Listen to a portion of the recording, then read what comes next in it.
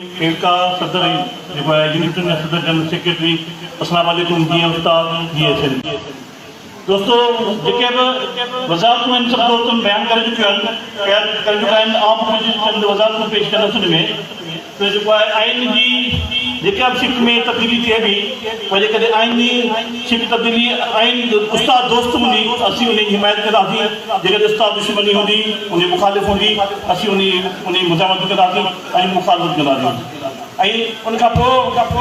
जेके जिन दोस्तों की मेंबरशिप मुतल थी है उनके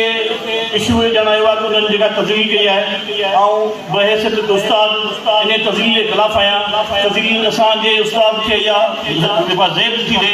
असांजे उहे अल्फाज़ कंहिंजे ख़िलाफ़ ॻाल्हायूं पोइ वञो असांजो मुखालिफ़ हुजे या असांजो दुश्मन हुजे त उनखे असां अख़लाक़ जे दायरे में हिकिड़ी मोहबत सां उनखे संभालींदासीं उहा असांजी जेका मार उहा असांजी जंग उनजी आख़िर ताईं यादि रहंदी ऐं उनजी सख़्तु हुज़मत कंदुसि पर हिन गुज़ारिश कंदुसि तो उनके एक मौक़ो ॾेई उनजी मेंबरशिप बहाल कई वञे ऐं उनखे हिकु दफ़ो वरी मौक़ो ॾिनो वञे उहो इंशाअल्लाह ईंदी किताब जेका अहिड़ी कोन ग़लती कोन कंदा पर ख़ासि करे सियाद कुरैशी खे बहाल कयो वञे हुन साईं मुनासिब न खे इल्तिजा कई आहे इनखे इंशाअल्लाह आईंदे किताब तव्हांजे ख़िलाफ़ या तव्हांजे ज़ाता जे ख़िलाफ़ कोन कंदो बाक़ी ज़ाती रंजिश वर्किंग जो पैसा हूंदियूं आहिनि उहो हर कंहिंखे हक़ आहे पंहिंजो बयानु पंहिंजो मौक़ो पेश करे सघे थो आईंदे कोन थींदो जो ज़ातियात ते वञी माण्हू उनखे तब्दील शम बनाईंदो उहो कोन थींदो ॿियो आर्टिकल 6.1 में इलेक्शन कमेटी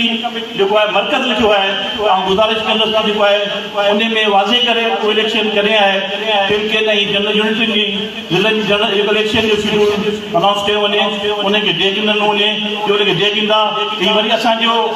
जेको मौक़ुफ़ आहे असीं तनज़ीम खे हिकु करियूं इहो असांजो सबूतदार थी वेंदो वरी दोस्त पंहिंजे मन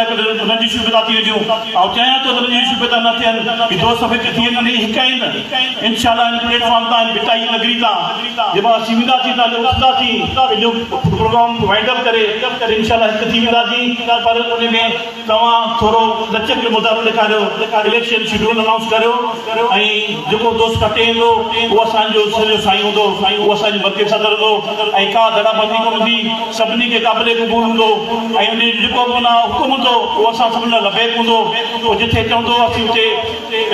उस में काड़े में लठुनि में जड़नि में असीं गॾु हूंदासीं असां हिकु प्रिंसिपल पढ़े न हूंदासीं जी उस्ताद जी अज़मत महिरबानी